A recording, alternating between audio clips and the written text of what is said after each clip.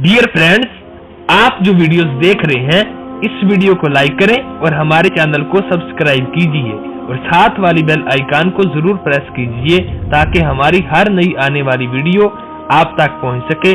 और नीचे comment box में कोई अच्छा सा प्यारा सा कमेंट लिखकर हमारी हौसला अफजाई कीजिए। शुक्रिया। अल्हम्दुलिल्लाह रब्बिल आलमीन वस्सलातु वस्सलामु अला सय्यिदिल अंबिया वल मुरसलीन। क़ाल अल्लाहु तआला व तबारक फ़िल क़ुरानिल मजीद वल फ़ुरक़ानिल हमीद फ़ी शान हबीबिही मुख़बिरन व आमिरा। इन्नल्लाह व मलाइकतहु युसल्लूना अलन नबी या अय्युहल्लज़ीना आमनू सल्लू अलैहि व सल्लिमू तस्लीमा। सलातु सलाम व अला आलिका व अस्हाबिका महबूबा रब्बिका।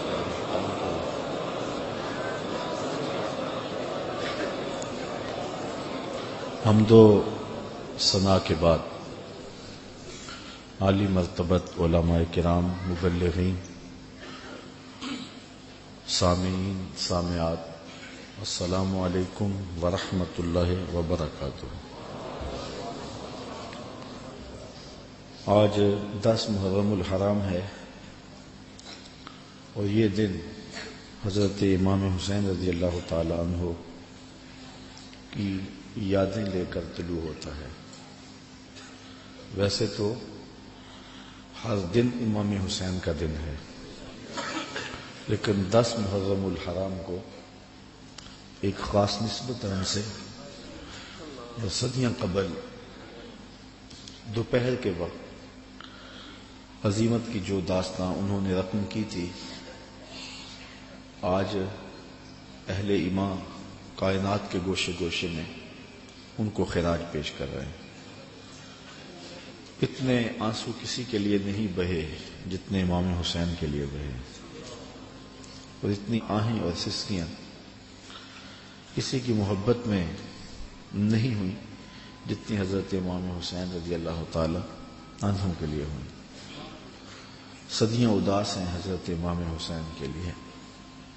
नवासा रसूल ने अजीमत की जो दास्तां रकम की और जिस तरह उन्होंने दीन के गिरते हुए परचम को उठा लिया और अपना घर लुटा के दीन को लुटने से बचा लिया,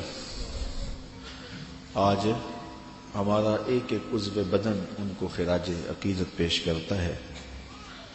हमारा दिल, हमारा कल्ब, हमारी आंखें उनके हुजूर मोहब्बतों का खिराज पेश करते हैं।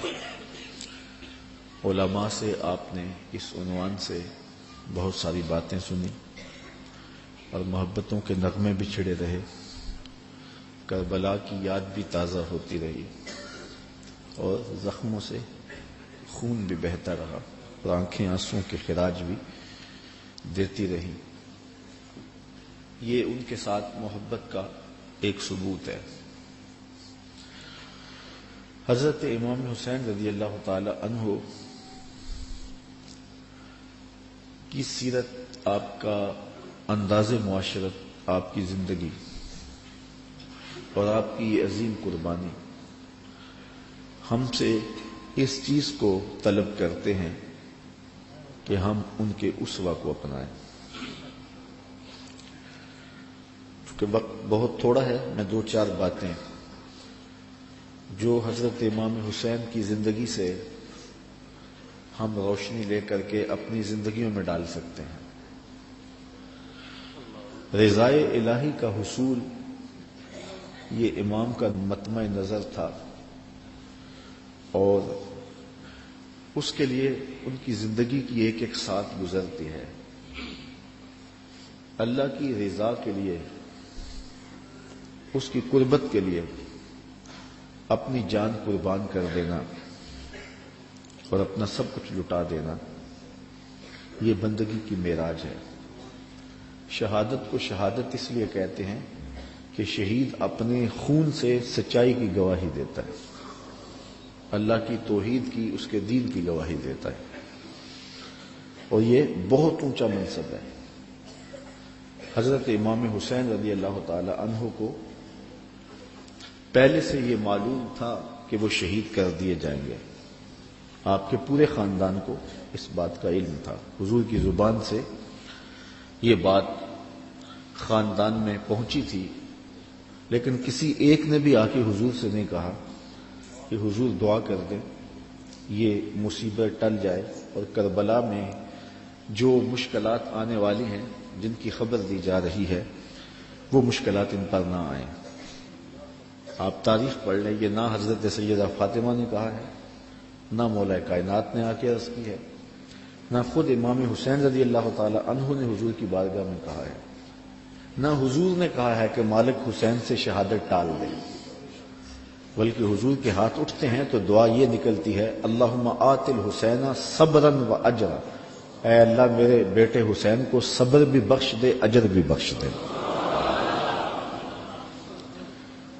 تو حضور نے کیوں کہنا تھا کہ میرے بیٹے کو شہادت نہ ملے؟ وہ تو اس امتحان کے لیے تیار کر رہے تھے. استاد جب شاگرد کو پڑھاتا ہے، محنت کراتا ہے، تو وہ یہ کبھی نہیں چاہتا کہ میں نے جو اس کو محنت کروائی ہے اس کے امتحان نہ ہو. وہ کہتا ہے یہ امتحان گاہ میں جائے، زمانے کو پتہ چلے کسی استاد نے پڑھایا تھا. تو حضور حضرت امام حسین کے لیے دعا مانگ رہے ہیں کہ مالک اسے صبر بھی دے، اجر بھی دے. جب کربلا میں حسین پیاس کاٹے تو پھر بھی ان کی زبان پر شکایت کا لفظ نہ آئے تو لوگ کہیں واقعی پیغمبر کی زبان چوسی تھی. حضرت امام حسین واقعی حضور کے کندھوں پہ کھیلے تھے. حضور نے ایسے ہی اپنا بیٹا قرار نہیں دیا تھا. اور یہ صبر کا امتحان تھا جو حضرت امام حسین رضی اللہ تعالیٰ عنہ نے دیا. ورنہ اگر یہ چاہتے تو فرات چھلک کے آپ کے قدموں میں آ کے سلامی نہ کرتے. یہ تو حوض کوثر کے وارث کے نواسے ہیں، ایڑیاں رگڑتے تو چشمے نہ پھوٹتے. یہ تو رب کی تقدیر کو مانے بیٹھے تھے. یہ تو اس امتحان میں کامیابی کے لیے دعا گو تھے کہ مالک ہمیں استقامت نصیب کرو. امام زہری کہتے ہیں کہ جب مروان کے زمانے میں حضرت امام زین العابدین کو دوبارہ گرفتار کیا گیا اور بیڑیاں پہنائی گئی، سب سے زیادہ دکھ حضرت امام زین العابدین نے دیکھے. کھلی آنکھوں سے یہ منظر کربلا کا سارا انہوں نے دیکھا. کہتے ہیں واقعہ کربلا کے بعد امام زین العابدین کبھی بھی ہنسے نہیں تھے اور کبھی ٹھنڈا پانی بھی نہیں پیا تھا. شاید پانی پینے لگتے ہوں گے تو سکینہ کی پیاس یاد آتی ہوگی.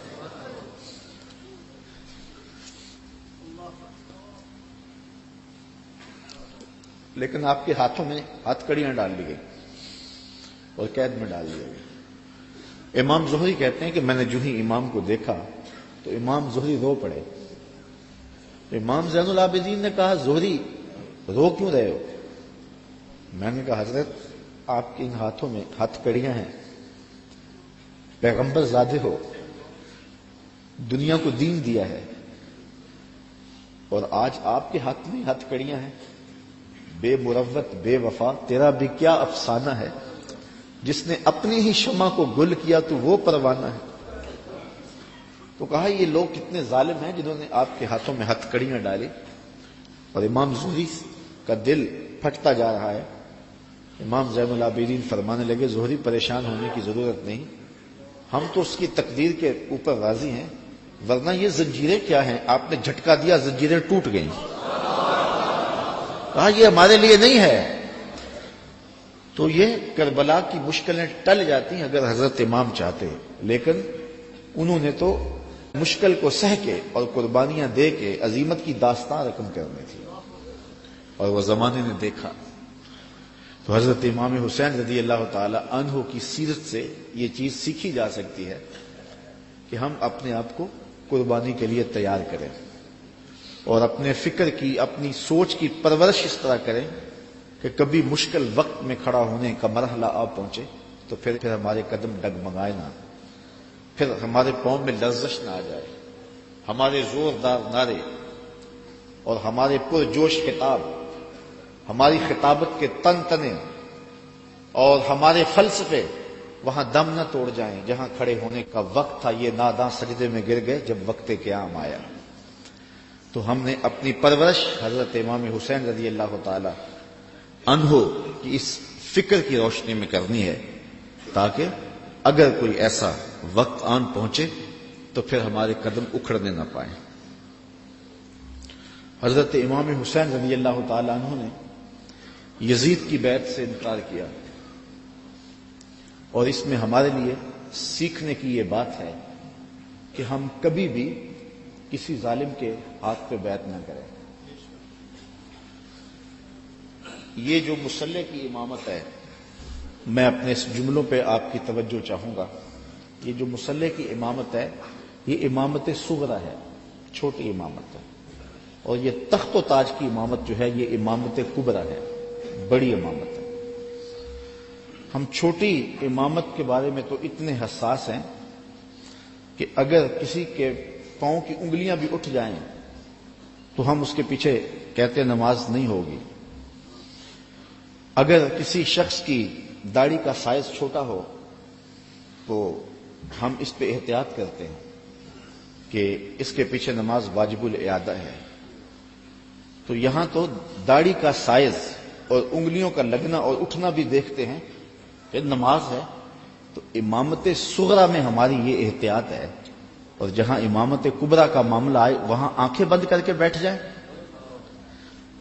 تو ہمیں سوچنا ہوگا، حضرت امام حسین رضی اللہ تعالی عنہ نے فرمایا تھا وَمِثْلُنَا لَا يُبَايِعُ، یہ نہیں کہا تھا کہ میں یزید کی بیعت نہیں کرتا، کہا میرے جیسا شخص یزید کی بیعت کر کیسے سکتا ہے۔ یزید فاسق مولن تھا، یزید شراب پیتا تھا، مسلمانوں کا قاتل تھا، فاجر تھا، اور امام حسین رضی اللہ تعالی عنہ کی پرورش آغوش نبوت میں ہوئی تھی۔ تو یزید کے ناپاک ہاتھ میں امام کا ہاتھ کیسے آ سکتا تھا؟ اور ابھی حضرت کہہ رہے تھے کہ لوگ سر بچانے کے لیے ہاتھ دے دیتے ہیں، اور امام نے ہاتھ بچانے کے لیے سر دے دیا۔ اور تاریخ کربلا کی پڑھیں، آپ کو نیزوں کے اوپر سر نظر آئیں گے، آپ کو گھوڑوں کی ٹاپوں پہ روندے جانے والے لاشوں کا تذکرہ ملے گا، لیکن امام کے ہاتھوں کا ذکر آپ کو کہیں نہیں ملے گا۔ امام کا سر نیزے کی نوک پہ تھا، لاشیں گھوڑوں نے روند دیے، امام کے ہاتھ کدھر گئے؟ شاید قدرت نے اٹھا لیے ہوں کہ کوئی یزیدی امام کا کٹا ہوا ہاتھ نہ اٹھا لے، اور پھر یزید اس ہاتھ کو اپنے ہاتھ میں ڈال کر کے کہے چلو اس طرح ہی صحیح، امام کا ہاتھ تو میرے ہاتھ میں آ گیا۔ امام کی عظمت کا پہرا رب نے دیا، اور ان کی آبرو کا پہرا رب نے دیا۔ امام حسین کا کٹا ہوا ہاتھ بھی یزید کے ہاتھ میں نہیں آیا۔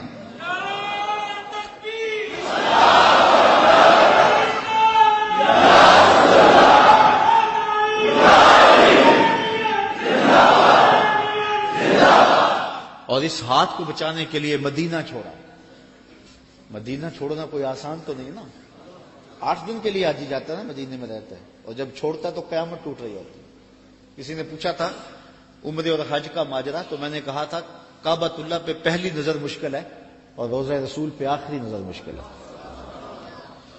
تو 8 دن رہنے کے بعد وہاں سے پلٹنا قیامت ہوتا ہے۔ اور جس نے زندگی مدینے میں گزاری ہے، جو پیدا مدینے میں ہوا، جس کے گھر کا دروازہ مسجد نبوی کے اندر کھلتا ہو، جس کا مسکن اور مولد مدینہ ہو۔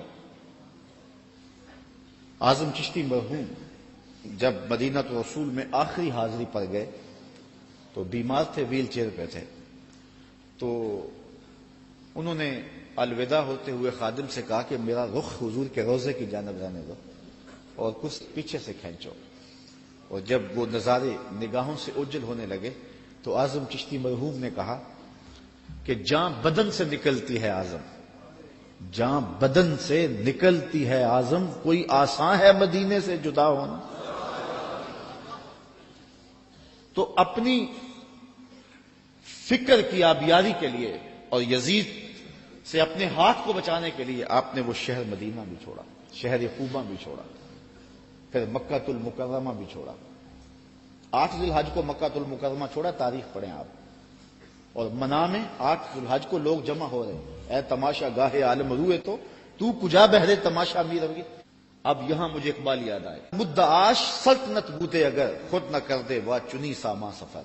اقبال کہتے ہیں کہ اگر حضرت امام حسین رضی اللہ تعالیٰ عنہ کا مدعا سلطنت کا حصول ہوتا تو اتنے تھوڑے لوگوں کے ساتھ آپ کبھی بھی سفر نہ کریں۔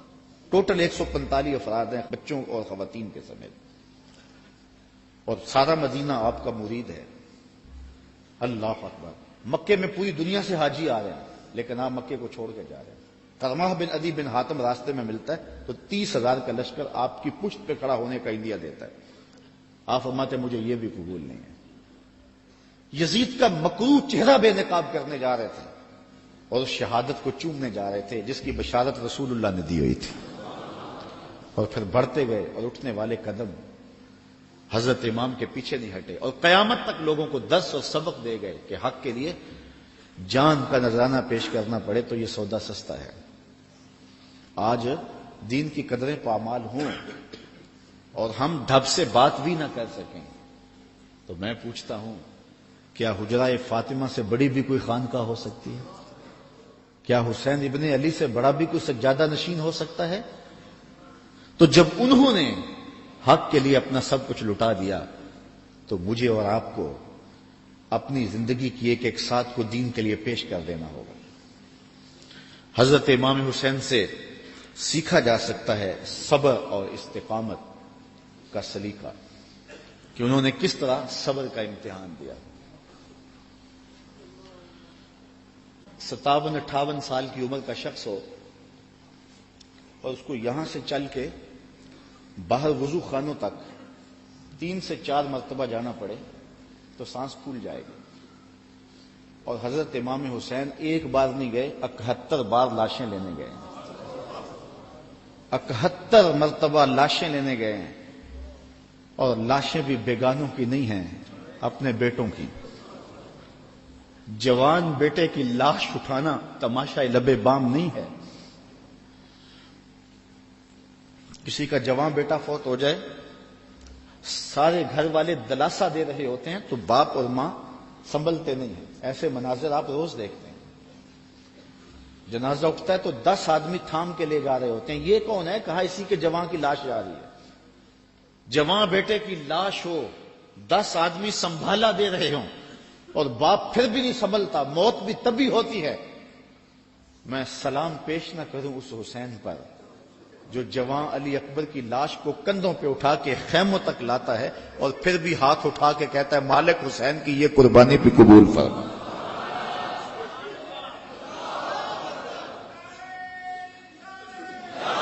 اتنے دکھ تو کو ہمالیہ پہ آتے تو اس کا پتا بھی پانی ہو جاتا، وہ بھی برداشت نہ کر پاتا۔ ابن راشد یہ کربلا کے واقعات کا چشمدید گواہ اور راوی ہے۔ وہ لکھتا ہے کہ میں خود کھڑا تھا اور میں نے حضرت امام عالی مقام رضی اللہ تعالیٰ عنہ کو دیکھا کہ انہوں نے اپنے سینے سے ایک جوان کی لاش کو لپٹایا ہوا ہے اور مقتل سے خیموں کی جانب آ رہے ہیں، اور وہ جوان اتنا قد آور ہے کہ اس کے باوجود اس کے پاؤں زمین پہ گھسیٹ رہے ہیں، اور مقتل سے لے کر کے خیموں تک ریت پر ایک لکیر بن رہی ہے۔ تو میں پہچانتا نہیں تھا اس شخص کو، وہ نوجوان کون ہے؟ تو میں نے کسی سے پوچھا، میں نے کہا یہ نوجوان کون ہے جس کو امام اٹھا کے لے جا رہے ہیں؟ کہا یہ امام حسن کا بیٹا قاسم بن حسن ہے۔ وہ منظر بھی زمانے نے دیکھا، 6 ماہ کا اصغر ہے اور حضرت امام ہاتھوں پہ لے کے فرات کے کنارے پہ کھڑے ہیں۔ یہ تمام حجت تھی، پانی کے محتاج نہیں تھے، کوثر چھلک کے قدموں میں سلامی دینے آتا۔ حسین ابن علی کے نام پر تو پانی رکتا ہی نہیں ہے۔ میں ذکر کر رہا ہوں، سب کی آنکھوں میں پانی نہیں آ رہا؟ یہ پانی تو آج تک سلامی پیش کر رہا ہے۔ پانی کا مسئلہ نہیں تھا، اتمام حجت تھی۔ کہا تمہاری لڑائی میرے ساتھ ہے، اس 6 ماہ کے بچے نے تمہارا کیا بگاڑا؟ تو پھر کیا ہوتا ہے؟ پانی نہیں ملتا، 2 شاخہ تیر ملتا ہے۔ 6 ماہ کے بچے کا حلق تیر کاٹ جائے، وہ حلق پہ تیر نہیں لگتا، باپ کا کلیجہ کٹتا ہے، لیکن خون ہاتھوں میں لے کے آسمان کی طرف اچھال کے بولتے ہیں مالک حسین کی یہ ننھی قربانی بھی قبول فرما۔ 71 لاشیں لائن میں پڑے ہوئے۔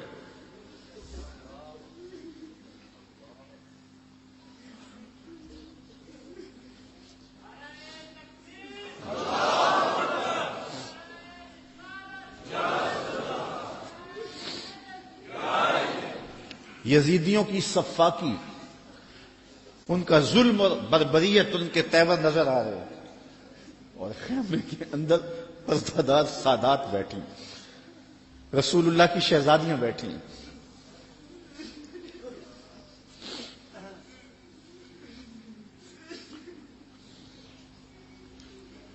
ان کا کیا دکھ ہوگا جو امام کے کلیجے میں ہوگا۔ اور وہ شہزادیاں یہ ہیں کہ کسی کا باہر بیٹا لیٹا ہوا ہے، ان کے بھتیجے اور بھانجے باہر لیٹے ہوئے، ان کو تلقین کرتے ہیں کہ صبر کا دامن نہیں چھوڑنا، اور امام گھوڑے کی زین پہ سوار ہوتے ہیں۔ بانکپن ایسا ہے جس ڈھب سے کوئی مقتل میں گیا وہ شان سلامت رہتی۔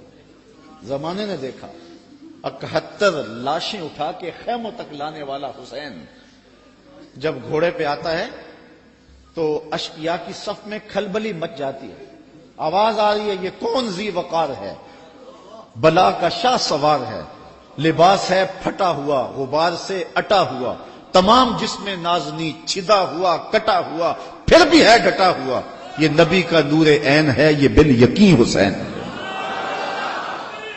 اللہ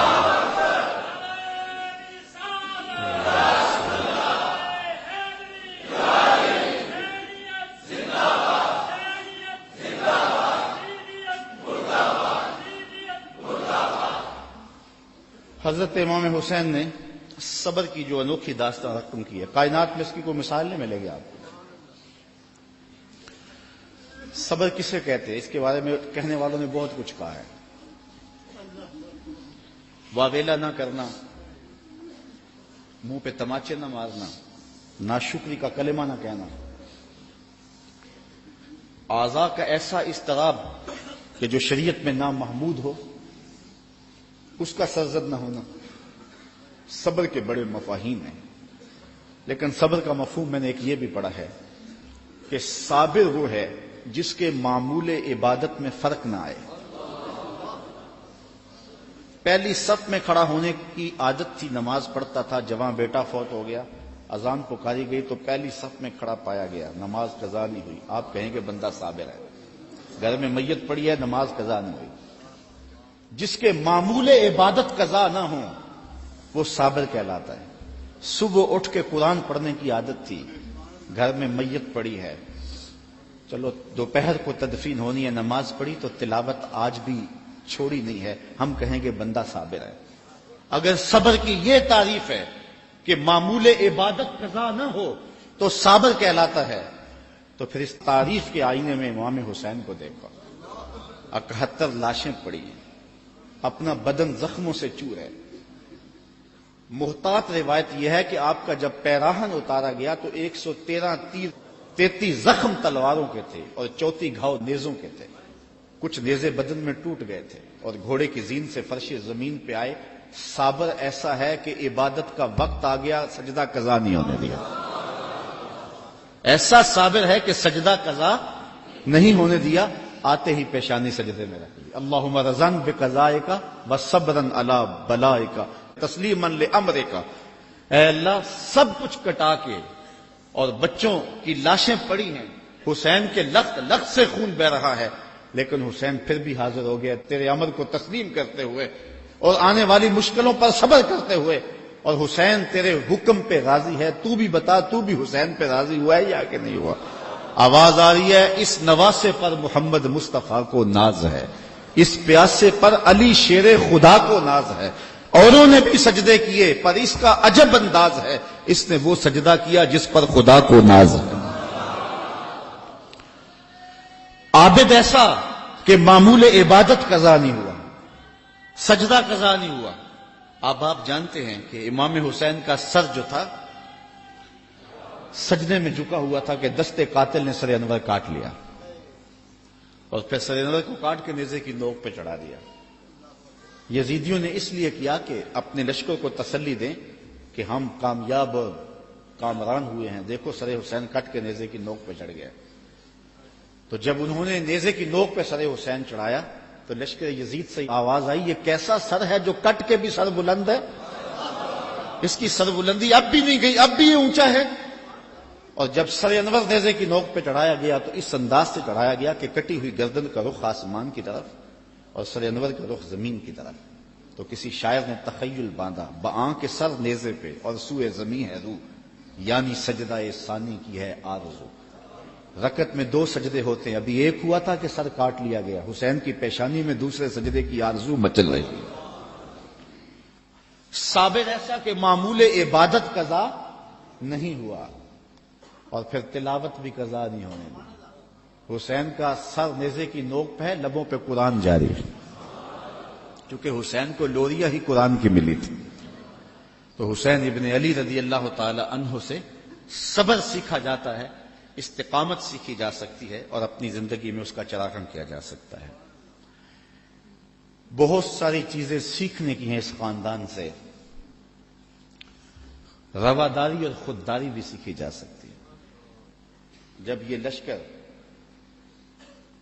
حضرت امام حسین رضی اللہ تعالیٰ عنہ کو شہید کر دیتا ہے اور آپ کے لاشوں کے اوپر گھوڑے دوڑائے جاتے ہیں اور ہوائیں مٹی ان کے اوپر اڑا دیتی ہیں اور پھر وہاں سے شہیدوں کے سر نیزوں پہ چڑھا کے کوفہ اور کوفہ سے دمشق لے جایا جاتا ہے، تو یزید پوچھتا ہے اپنے خاص لوگوں سے کہ اس راستے کے اندر تم نے ان کی کیفیت کیا دیکھی؟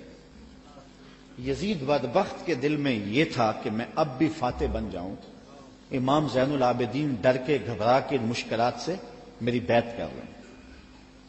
کیونکہ اگر امام زین العابدین بیعت کر لیتے تو کربلا کی ساری داستان زیرو ہو جاتی، اور وہ یہ کرنا چاہ رہا تھا. لیکن زین العابدین کی رگوں میں بھی تو خون حسین تھا، تو بڑے دکھ دیے. آدمی حیران ہو جاتا ہے کہ کس طرح انہوں نے گھوڑوں کے اوپر سوار کرا کے اطرت پیغمبر کو بازاروں میں پھرایا اور پھر ان کے سر نیزوں کی نوک پہ چڑھے ہوئے تھے. لیکن دربار یزید میں جب پہنچے تو یزید نے اپنے خاص لوگوں سے پوچھا کہ کیا ان کی اب حالت ہے؟ لاشیں کٹ کے وہاں پڑے ہوئے ہیں، سر یہ ہیں، تو اب تو دب گئے ہوں گے. تو جو اس نے جواب دیا اس سے اس خاندان کی خودداری اور غیرت دیکھو. اس کے معتمد خاص نے کہا کہ ہم کربل سے یہاں تک پہنچے ہیں اور ہم نے بہت دکھ بھی دیے ہیں، ان کو ذہنی اذیتیں بھی دی ہیں، بعض جگہوں کے اوپر ان کے اوپر پتھراؤ بھی ہوا ہے، لیکن لگتا یہ رہا ہے کہ فاتح یہ ہیں اور ہم مفتو ہیں. ان کا انداز، ان کا تیور ہمیشہ یہ بتاتا رہا ہے کہ اصل فاتح یہ اور مفتو ہم ہیں، اور حقیقت ہے بھی یہی. اقبال کہتا ہے جو دلوں کو فتح کر لے وہی فاتح زمانہ، جو دلوں کو فتح کر لے وہی. حشام بن عبد الملک بنو امیہ کا بڑا تگڑا حکمران گزرا ہے. حج کرتا ہوا حجر اسود کے سامنے آیا، دل میں آیا کہ میں حجر اسود کو چوموں. ہجوم اتنا تھا کہ چوم نہ پایا. جن لوگوں نے حج کیا ہے منظر آنکھوں میں گھوم گیا ہوگا. تو اتنا ہجوم تھا کسی نے بادشاہ کی پرواہ نہیں کی، راستہ نہیں دیا. وہ ایک سمت کھڑا ہو کے منتظر رہا کہ کوئی رش کم ہو تو میں حجر اسود کو بوسہ کروں. اتنے میں امام زین العابدین بھی طواف کرتے کرتے آئے. وہ رک کر کے جب حجر اسود کو دیکھنے لگے تو لوگوں نے راہیں چھوڑ دی، آگے بڑھے، حجر اسود کو چوما اور پھر طواف میں لگ گئے. حشام کو بڑا غصہ آیا کہ میں بادشاہ وقت اور میرے لیے لوگوں نے راستہ نہیں چھوڑا اور ان کے لیے راستہ چھوڑ دیا. تو وہ اپنے درباری شاعر فرزدق سے کہنے لگا من ہاذا، یہ کون ہے؟ حالانکہ وہ جانتا تھا یہ امام زین العابدین، لیکن اس نے تحقیر کرنے کے لیے تجاہز عارفانہ برتتے ہوئے کہا من ہاذا، اے کون ہے؟ وہ جو فرزدق شاعر تھا تو بادشاہ کا درباری شاعر، لیکن آج اس کی غیرت جاگی. جب اس نے کہا نا من ہاذا، یہ کون ہے، تو فرزدق نے کہا بادشاہ تو نہیں جانتا یہ کون ہے؟ اس کو تو بتہا کے سنگ ریزے بھی جانتے ہیں یہ کون ہے، اس کو تو فرش والے بھی جانتے ہیں اور افلاک والے بھی جانتے ہیں کون ہے. کہا یہ تو فاطمہ کا بیٹا ہے، یہ علی کا شہزادہ ہے، رسول اللہ کا نواسہ ہے. اور پھر کھڑے کھڑے امام کی شان میں قصیدہ لکھ دیا اور اس میں فرزدق نے بادشاہ کو مخاطب ہو کے کہا تیرا نکرہ کرنا اس معرفہ کو نکرہ نہیں کر دے گا. یہ کل بھی معرفہ تھا، یہ آج بھی معرفہ ہے. تیرا من ہاذا کہنا اس معرفہ کو نکرا نہیں کرے گا. بادشاہ کو اتنا غصہ آیا کہ اس نے فرزدق کو ایک بند کنویں میں ڈلوا دیا، قید کروا دیا. امام کو پتہ چلا تو انہوں نے اشرفیوں کی ایک تھیلی بطور جو ہے وہ محبت فرزدق کے پاس بھیجی. اس نے چوم کی آنکھوں سے لگائی اور خادم کے ہاتھ میں واپس کرتے ہوئے کہا کہ امام سے کہنا، میرا سلام دینا، کہنا ان ٹگوں کے لیے بادشاہوں کی نوکری کی ہے ساری زندگی، اور یہ جو میں نے قصیدہ لکھا ہے پیسوں کے لیے نہیں کیا، اشرفیوں کے لیے نہیں لکھا، آپ کے نانے کی شفاعت کے لیے لکھا ہے.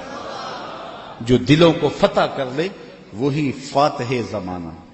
آپ پورا شہر ڈھونڈ لیں، آپ کو شمر نام کا شخص نہیں ملے گا، آپ کو خولی نام کا شخص نہیں ملے گا، آپ کو ابن زیاد نام کا شخص نہیں ملے گا، آپ کو یزید نام کا شخص نہیں ملے گا.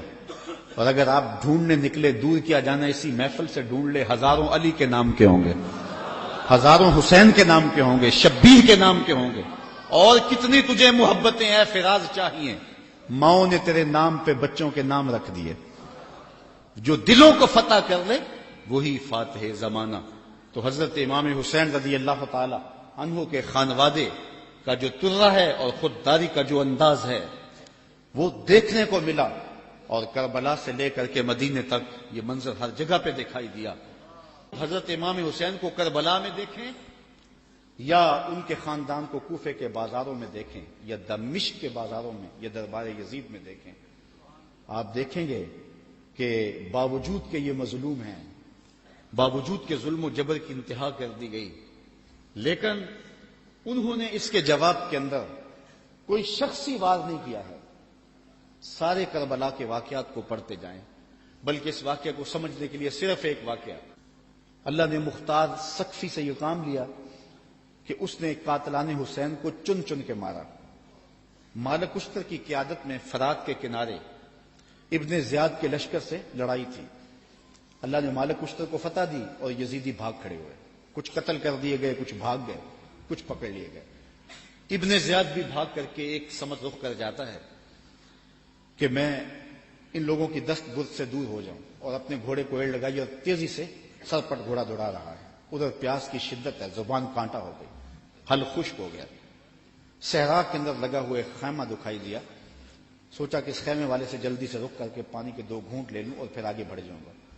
گھوڑے سے اترا، خیمے کا پردہ سرکایا، دیکھا کہ امام زین العابدین عبادت کر رہے ہیں. امام زین العابدین کبھی مدینہ سے باہر نکل کے صحراؤں میں خیمہ گاڑ لیتے تھے، مہینہ مہینہ گزارتے. یہ کچھ ایسی جگہ پہ خیمہ گاڑے عبادت میں مصروف تھے، قرآن کی تلاوت کر رہے تھے. اس نے سرکایا پردہ تو دیکھا امام ہے. غیرت ہوتی تو ایک پانی کا گھونٹ بھی نہ مانگتا، لیکن مرتا تھا کیا کرتا.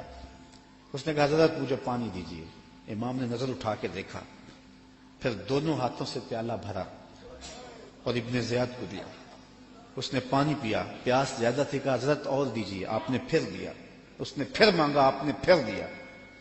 سمجھا کہ امام نے مجھے پہچانا نہیں. اگر پہچان لیتے تو میرے منہ پہ تھپڑ مارتے، مجھے پانی نہ دیتے، میں نے جو ان کے خاندان کے ساتھ کربلا میں کیا تھا. تو کہنے لگا حضرت شاید آپ نے مجھے پہچانا نہیں. امام کی آنکھیں برسنے لگی اور فوارے چھوٹ پڑے اشکوں کے، اور آپ نے فرمایا بدبخت تجھے نہیں پہچانتا جس نے میرا گھر اجاڑ کے رکھ دیا، 6 ماہ کے عسکر کو بھی پانی نہ دیا. تو کہا حضرت اگر آپ پہچان گئے ہیں مجھے تو پھر مجھے 3 پیالے لبالب بھر کے کیوں دیے ہیں؟ کہا جب ہم تمہارے گھر آئے تھے جو تم نے کیا یہ تمہارے خاندان کی ریت تھی، اور آج تم ہمارے گھر آئے ہو جو میں کر رہا ہوں یہ میرے خاندان کی ریت ہے. نصیب اپنا اپنا، مقام اپنا اپنا، کیے جاؤ میں کارو کام اپنا اپنا. تو حضرت امام حسین رضی اللہ تعالی عنہ کے خاندان سے یہ سیکھنے والی چیزیں ہیں جس کو ہم اپنی زندگیوں میں داخل کر کے اپنی زندگیوں میں چراغاں کر سکتے ہیں. حضرت امام حسین رضی اللہ تعالی عنہ کا نام کل بھی روشن تھا، آپ کا نام آج بھی روشن ہے. یزید مر گیا،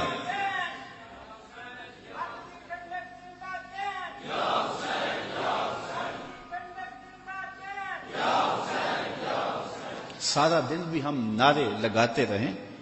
یہ ایسا نام ہے کہ ہر لمحہ اندر ٹھنڈ اترتی رہتی ہے. میں کہتا ہوں آج کوئی ہے جو یزید کا نام لیتا؟ یزیدی ہیں، گلی گلی یزید آج بھی موجود ہے، مختلف روپوں کے اندر یزید ہے. لیکن یزید کو اس قدر امام نے بے نقاب کر دیا کہ آج یزیدی بھی یزید کا نام نہیں لے سکتے. اگر کوئی یزید کا نام لیتا بھی ہے تو سر جھکا کے لیتا ہے، دائیں بائیں دیکھ کے لیتا ہے. نام لینے سے پہلے شرمندہ، نام لیتے ہوئے شرمندہ، نام لینے کے بعد شرمندہ. میں کہتا ہوں کیسا ہے تمہارا لیڈر جس کا نام لیتے تمہیں شرم آتی ہے، اور ہمارے لبوں پہ جب نام حسین آتا ہے سر فخر سے بلند ہو جاتا ہے. فخر کا دل میں دریچہ باز کرنا چاہیے، فخر کا دل میں دریچہ باز کرنا چاہیے. جن کا تو آقا ہے ان کو ناز کرنا چاہیے. اے حسین ابن علی تم پر سلام، ناز شعال نبی تم پر سلام، تم پہ لاکھوں رحمتیں لاکھوں سلام. اے شہیدان محبت کے امام، لالا گوں لالا بدن لالا کفن، اے چمن اندر چمن، زندگی ہی زندگی تیری حیات، اے حیات اندر حیات. افتخار ملت بیضا ہے تو، رب کعبہ کی قسم یکتا ہے تو. فخر کا دل میں دریچہ باز کرنا چاہیے، جن کا تو آقا ہے ان کو ناز. یہ اجتماع ناز کرنے کے لیے. ہم آ حسین والے نہیں ہیں، ہم واہ حسین والے ہیں. اتنے زخم تو کو ہمالیہ کے کلیجے پہ لگے تو اس کا بھی پتا پانی ہو جائے، لیکن حسین پھر بھی حق کا علم لیے کھڑا ہے، پھر بھی عظیمت کی داستان رقم کر رہا ہے. یہ حسین ابن علی ہے.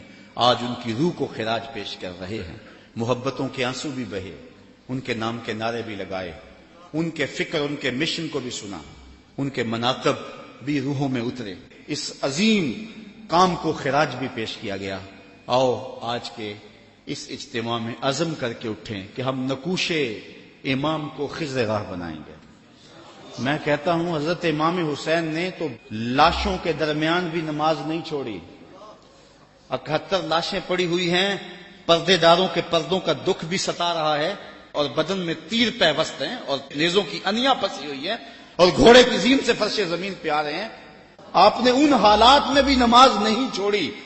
ہم کیسے حسینی ہوں گے کہ 10 محرم کے دن بھی ہمیں نماز نصیب نہیں ہوگی؟ اگر 10 محرم کے دن بھی ہم نماز نہیں پڑھیں گے اور نام حسین ابن علی کا لیں گے تو پھر حرف حرف اور لفظ لفظ منافقت ہوگی. آئیے ان کا نام لیتے ہیں تو ان کے نقوش پا کو بھی خضر راہ بناتے ہیں. میں ایک نعرہ لگوانا چاہتا ہوں، امام کے نام کا خود لگواؤں گا، لیکن نعرہ بانکپن سے ہو. اوپر نیچے باہر ہجوم محبت ہے، تو ذرا یزیدیوں کو پتہ چل جائے کہ امام کا نام آج بھی زندہ ہے، اور محبتوں کے یہ تیور. نعرہ تکبیر. اللہ آپ کو سلامت رکھے. حسین کل بھی زندہ تھا. حسین. نعرہ تکبیر، نعرہ تکبیر، نعرہ رسالت، نعرہ رسالت، نعرہ رسالت. حسینیت، حسینیت، حسینیت، یزیدیت، یزیدیت. علامہ اقبال کا سارا فلسفہ نچوڑیں تو جو رس نکلتا ہے اس کا مصداق امام حسین بنتے ہیں.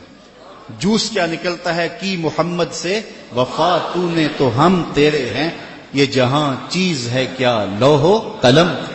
پھر لوح بھی تیرے ہاتھ میں دے دیں گے، قلم بھی تجھے پکڑا دیں گے. پھر تیری تقدیر کے فیصلے کسی اور جگہ نہیں ہوں گے، بلکہ خدا بندے سے خود پوچھے گا بتا تیری رضا کیا ہے.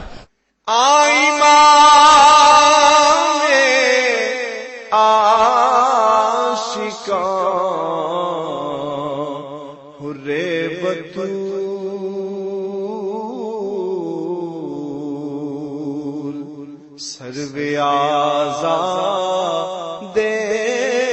ز بوستان رسول، السلام یا نانہ حسن و حسین.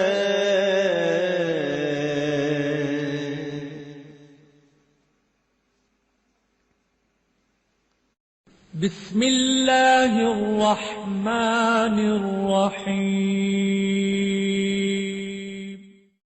ہم جوہد و عظیمت کے راہی، ہم جوہد و عظیمت کے راہی، منزل پہ جا کر دم لیں گے میدان عمل میں نکلے ہیں، میدان عمل میں نکلے ہیں، باطل کو مٹا کر دم لیں گے، ہم جہد و عزیمت کے راہی منزل پہ جا کر دم لیں گے، آفاق کے ہر ہر گوشے میں، آفاق کے ہر ہر گوشے میں قرآن سنا کر دم لیں گے، اب رکنا نہیں، اب تھمنا نہیں، اب رکنا نہیں، اب تھمنا نہیں، فردوس میں جا کر دم لیں گے، ہم جہد و عزیمت کے راہی منزل پہ جا کر دم لیں گے، میدان عمل میں نکلے ہیں، باطل کو مٹا کر دم لیں گے۔ اس دارالعلوم کی ایک ایک اینٹ میں پیار بھرا ہوا ہے، درد بھرا ہوا ہے، تو اس کے لیے دعا گو رہیں، اپنے تعاون سے بھی نوازتے رہیں۔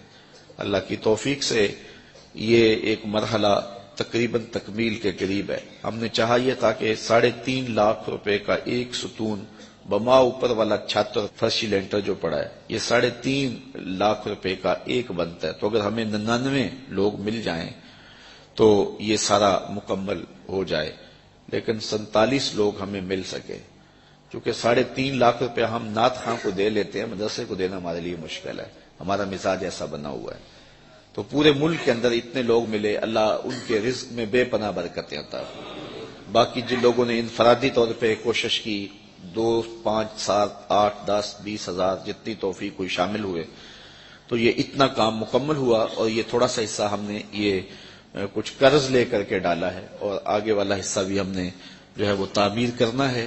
جب اوپر والی چھت کا مرحلہ پہنچے گا تو ایک ستون بما چھت کے صرف 2 لاکھ روپے تک جو ہے وہ ممکن ہوگا۔ احباب اگر اس حوالے سے جو ہے وہ تعاون فرمائیں۔ جامعۃ المصطفیٰ کے جو ماہانہ اخراجات ہیں اس سلسلے کے اندر باہر سے معاونت فارم اگر وصول کر لیں، ایک بچے کا اوسط خرچہ تقریباً 1200 سے 1500 روپے تک ہے، اگر ایک بچے کا خرچہ اپنے ذمے لے لیں، ہمارا نمائندہ ہر مہینے وصول کر لے گا، تو یہ ایک تعاون کی صورت ہوگی۔ بہرحال جس طرح جس سے بن پڑے، اپنے مرحومین کے صالح ثواب کے لیے، اس کی تعمیر کے لیے آپ نے کوشاں رہنا ہے۔ جس نے ایک پائی بھی اس جامعہ کے لیے خرچ کی، اے اللہ